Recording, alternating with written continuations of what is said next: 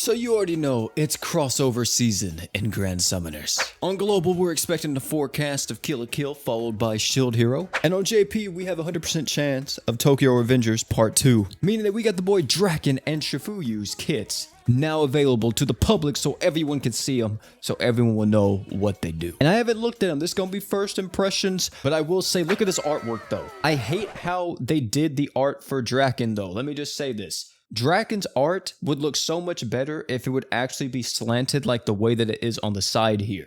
Like they tilted it in like this promotion, but in his actual art, he's just standing there. If it was tilted, it would add a little bit more flavor to it, GS. You know, you need to do that. A little bit more of a zoom in on him, and then the tilt, it would look really nice. So let's see the boy Draken. I know a lot of people are looking out for this man, and I am too, because from what it looks like, he's going to be the character with all 5-star slots from this crossover. Actually, wait. Hold on, wait just a second. There are 2 units from this crossover that actually have all 5-star slots. Has that ever happened before?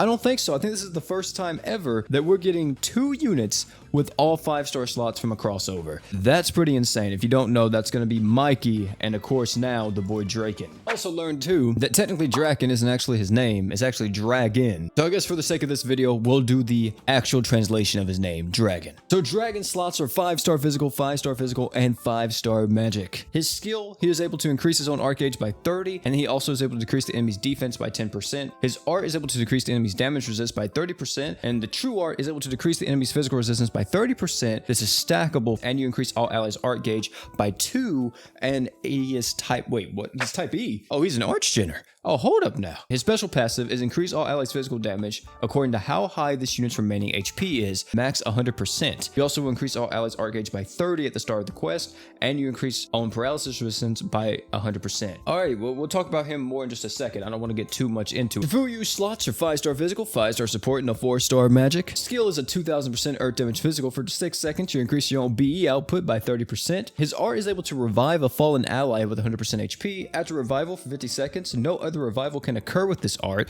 and then for 10 seconds you increase all ally stats by 30%. True art, 35,000% earth damage physical. For 20 seconds you give all allies a barrier that negates 6,000 damage. For 20 seconds you increase allies crit resist by 30% and damage resistance by 20%. And then his passive is you increase all allies support equipped CT by 10%. Okay, this is similar to Nui. You also increase freeze resistance by 100% and increase defense by 20% when under a barrier. So he's actually a lot more defensive oriented compared to the other characters in the crossover so far. And now the problem is, of course, you know, reviving a fallen ally is kind of like whatever. But this is interesting because this is kind of leading on to you possibly being able to make a team that could never die in theory. I mean, granted, it only can occur every 50 seconds with his art with the revive, but you could have multiple revives on your team to kind of simulate a quote unquote zombie team. Could you start cheesing a lot of nukes on bosses with like multiple revives? It would also be really great too if Chifuyu's revive could just instantly apply onto a unit kind of similar to Blessed Necklace, so you can kind of like have a preemptive revive. That would have been really great too, but it's only whenever an ally's already dead, so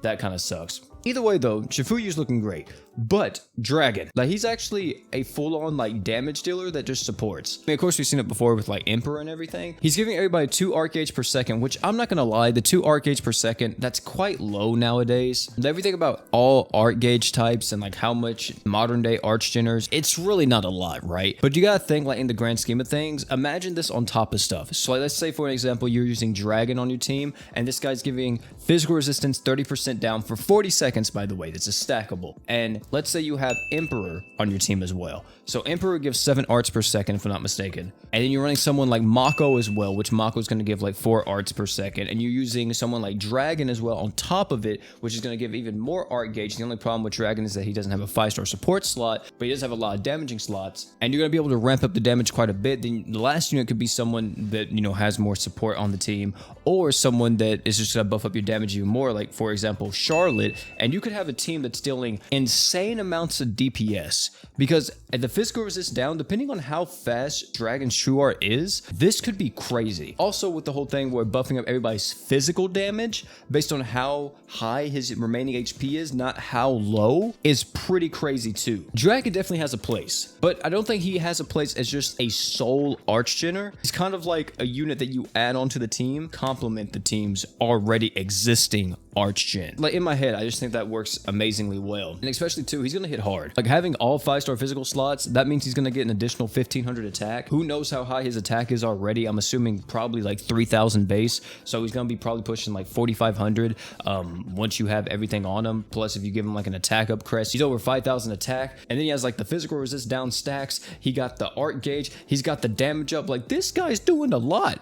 He's pretty broken. Like Mikey as well. You know, Mikey from part 1, he's pretty broken too. Draken, the more and more I think about him, very simple on paper, but possibly extremely strong in practice. Especially too, whatever you consider as well, Mikey and Draken will actually work together. If you really think about it, they actually can work together pretty well. Jesus, the damage is gonna be insane. But hey, those are just my thoughts. You guys can tell me what you all think about them down below in the comment section. That's gonna be it for this one, man. I'm actually really hyped for this crossover to finally come out to global whenever we get it, probably within like 2 or 3 months. Hopefully I can get lucky and actually get Mikey and Draken because I really want to try them out together. But either way though, if you enjoyed this video, I highly recommend you check out either one of the videos popping up on your screen right now. Highly entertaining content. Guarantee you'll love them. And oh yeah, before you leave, don't forget to drink water.